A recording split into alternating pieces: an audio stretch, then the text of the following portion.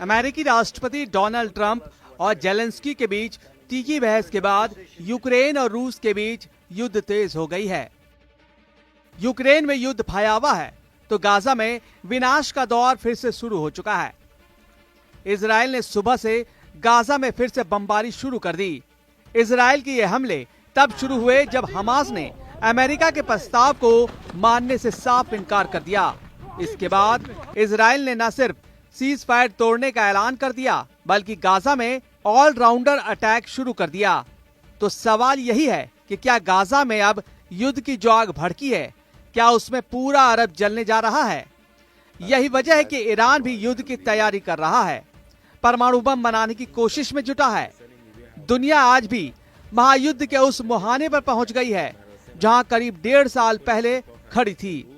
Trump और Zelensky में झड़प के बाद न सिर्फ यूक्रेन जंग की आग में भड़ गई है बल्कि गाजा युद्ध ने भी विकराल रूप ले लिया है।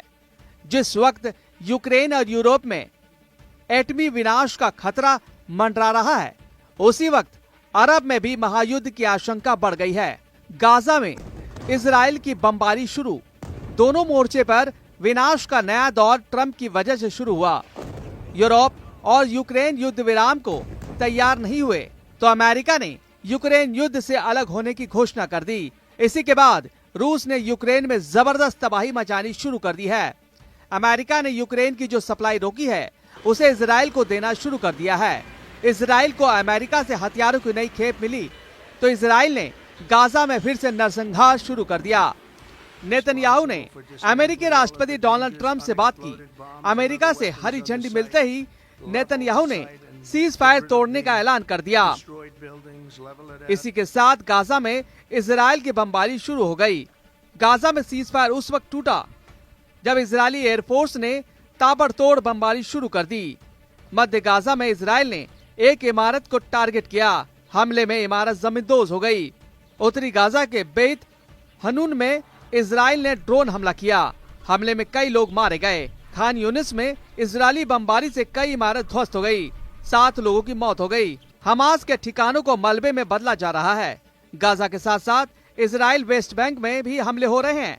वेस्ट बैंक में मौजूद हमास के ठिकानों को मलबे में बदला जा रहा है।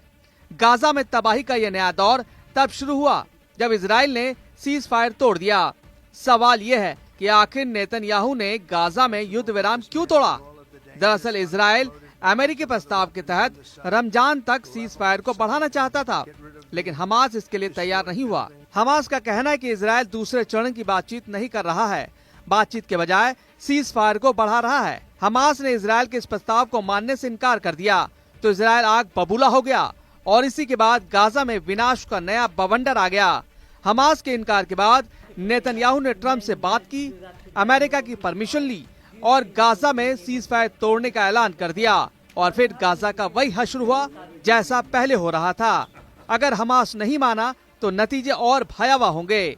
इजरायली सेना सिर्फ हमले ही नहीं कर रही बल्कि गाजा में मिलने वाली सभी तरह की मदद को भी रोक दिया है। इजराइल ने उन सभी क्रॉसिंग को बंद कर दिया है जिसके जरिए गाजा में राहत सामग्री जाती है। इजराइल के प्रधानमंत्री बेंजामिन नेतन्याहू ने 5 घंटे तक बैठक की।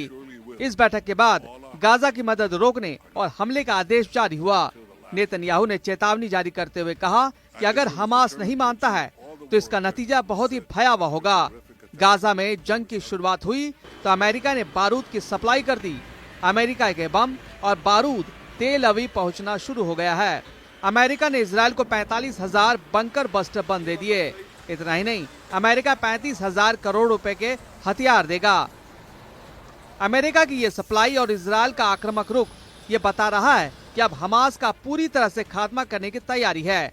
अगर हमास को बचाने ईरान आया तो ट्रंप और नेतन्याहू ईरान पर भी धावा बोल सकते हैं। फिर दुनिया पर वर्ल्ड वॉर 3 का खतरा मंडराने लगेगा।